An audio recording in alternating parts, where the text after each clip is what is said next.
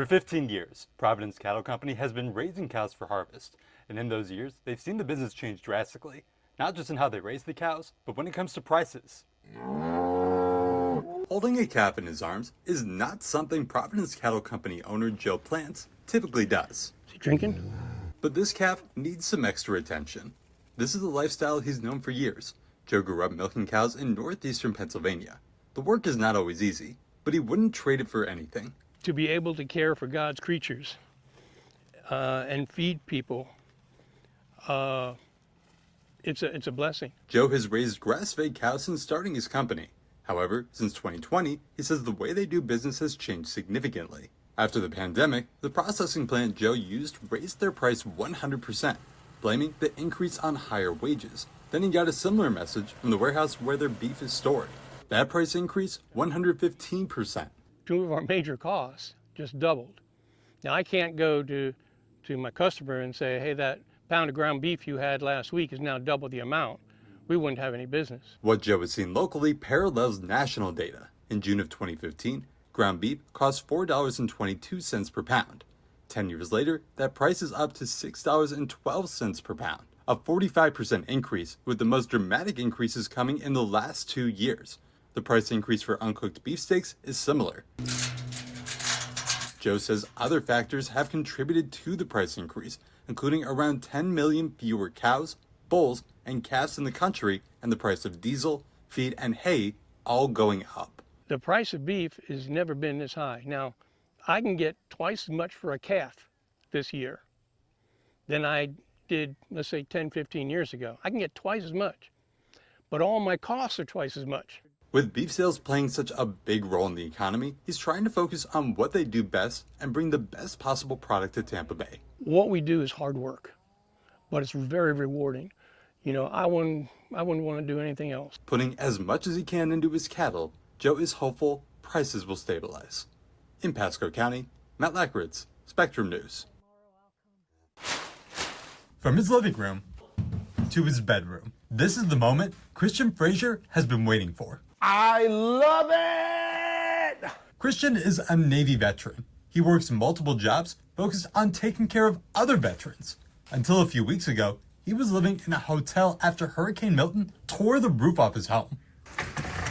While he was thrilled to have a place he could live, there was almost no furniture. That's where Operation Veteran Connect stepped in. These are the nightstands. It has a little USB charger in it. There's a table and chairs. Christian is one of more than 100 veterans Operation Veteran Connect has helped so far thanks to grant money from Volunteer Florida. He's incredibly grateful to the organization that is helping him handle a situation he never thought he would be in. I have been one of those persons that has been very successful in life. And to kind of go there and fall back down and to be in need is not something easy, especially for a man to be able to ask for help. It's because Christian asked for help that he got connected with volunteers like Rosalind Washington. I think we should probably go with smaller, right? Because she said a 3-seater. Sometimes, veterans join her on shopping trips like this one at Rooms to Go. Other times, Rosalind picks everything out. You like that? From FaceTiming to phone conversations, she says the energy from the vets makes all the stress worth it. That is beautiful. You like it? Oh, what? Oh. That is lovely. Peace of mind. Christian says the relief he feels now will help him get back to helping others. Having a peaceful home is extremely important for your mental health. And, you know, helping veterans get off the street and providing them with shelter and furniture to be able to make them feel comfortable, it is truly a gift. With everything in place, he can relax, unwind, and fully enjoy his brand new home. In Hillsborough County, Matt Lackritz, Spectrum News.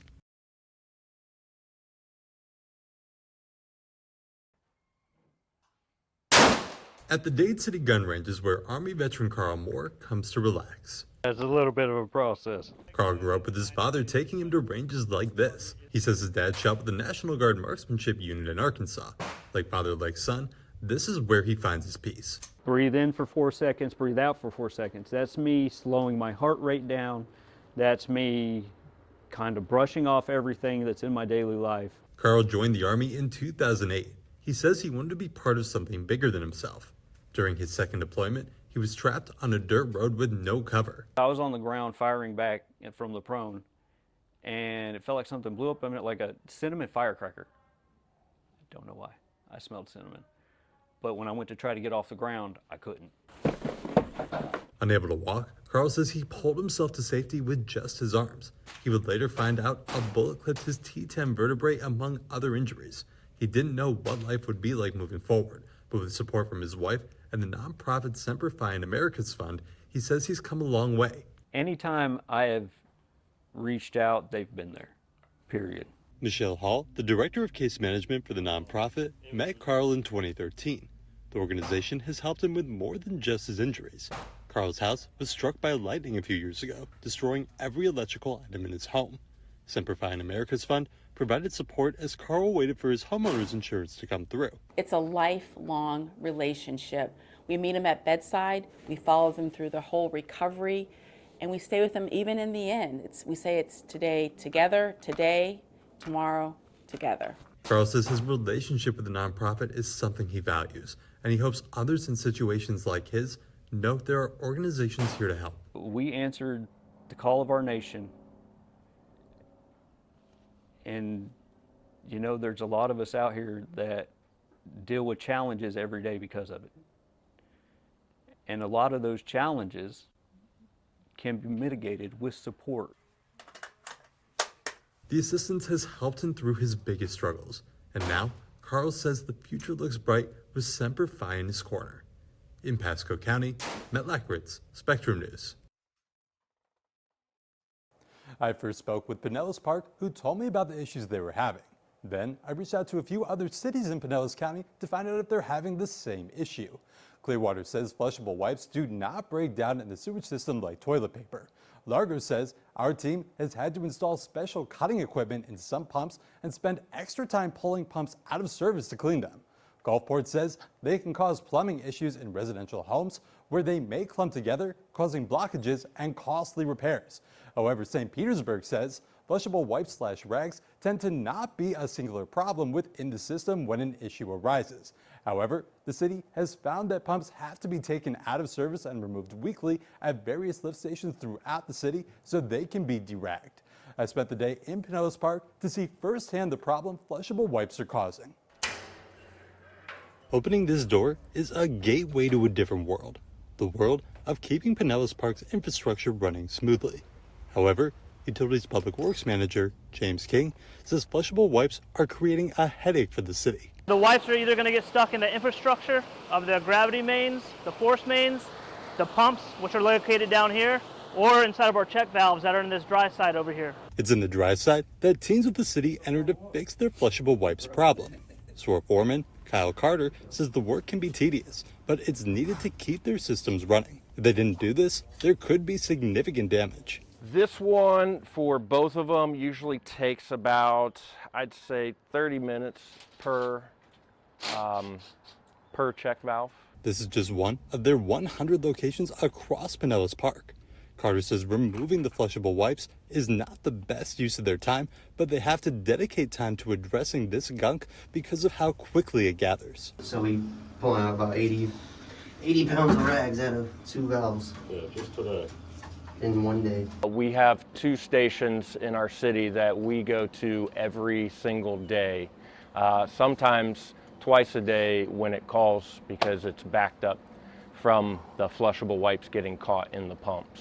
King says they are encouraging members of their community to avoid flushing these wipes. He hopes by showing the difference between toilet paper and a flushable wipe, people will understand the issue better. If we put this traditional toilet paper in this water here, and we could take the advertised flushable wipe, you can see within seconds the toilet paper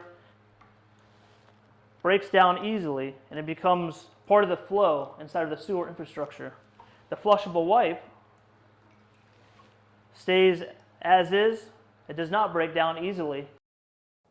This isn't just a Florida issue. A bill called the Wipes Act has already passed the U.S. House, and if signed into law, it will require wipes to be labeled with the phrase, "Do not flush." King says he hopes the legislation passes so that no one is confused by how the wipes are advertised.